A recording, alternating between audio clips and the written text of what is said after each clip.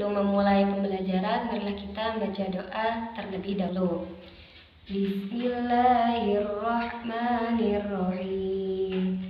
Raditu billahi rabba wa bil islami dina wa bi Muhammadin nabiyyan wa rasula. Rabbi zidni ilma warzuqni fahma.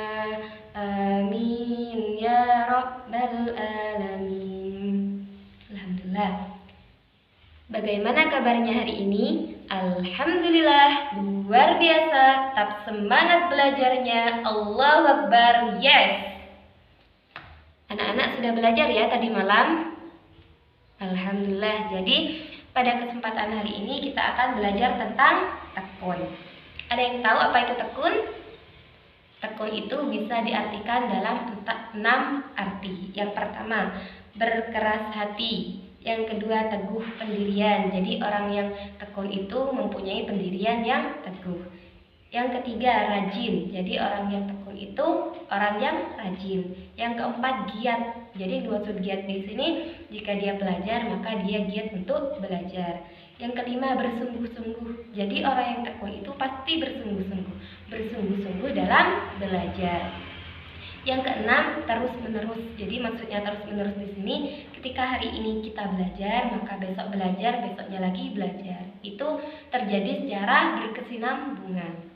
Sedangkan secara istilah atau secara lengkapnya, tekun adalah suatu sikap di mana seorang itu mempunyai semangat yang berkesinambungan. Jadi ketika sekarang dia semangat untuk belajar, besok akan semangat untuk belajar.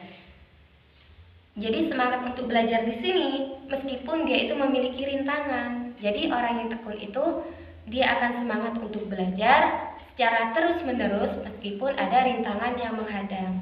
Jadi meskipun hari ini dia diajak temannya untuk bermain, untuk malas-malesan, dia tidak akan mau. Dia akan tetap belajar.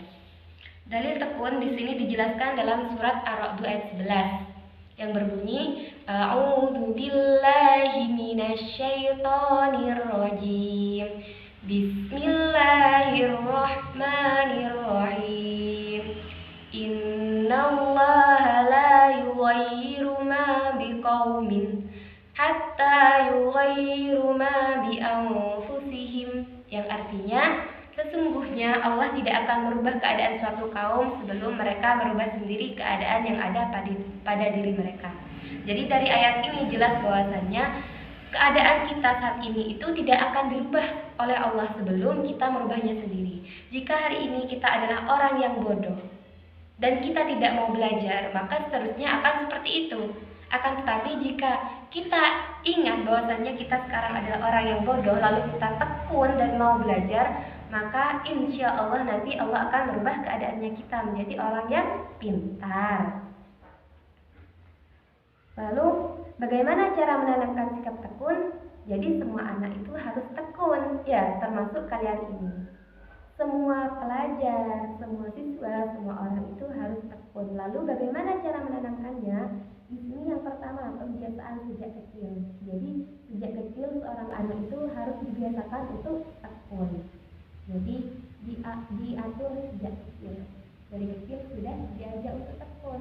Sekarang waktunya belajar, ayo belajar. Jamnya tidur, ya tidur. Itu biasakan sejak kecil. Yang kedua, keteladanan dan arahan dari orang-orang yang sekitar. Jadi yang dimaksud keteladanan ini bisa dari keteladanan orang tua. Jadi jika orang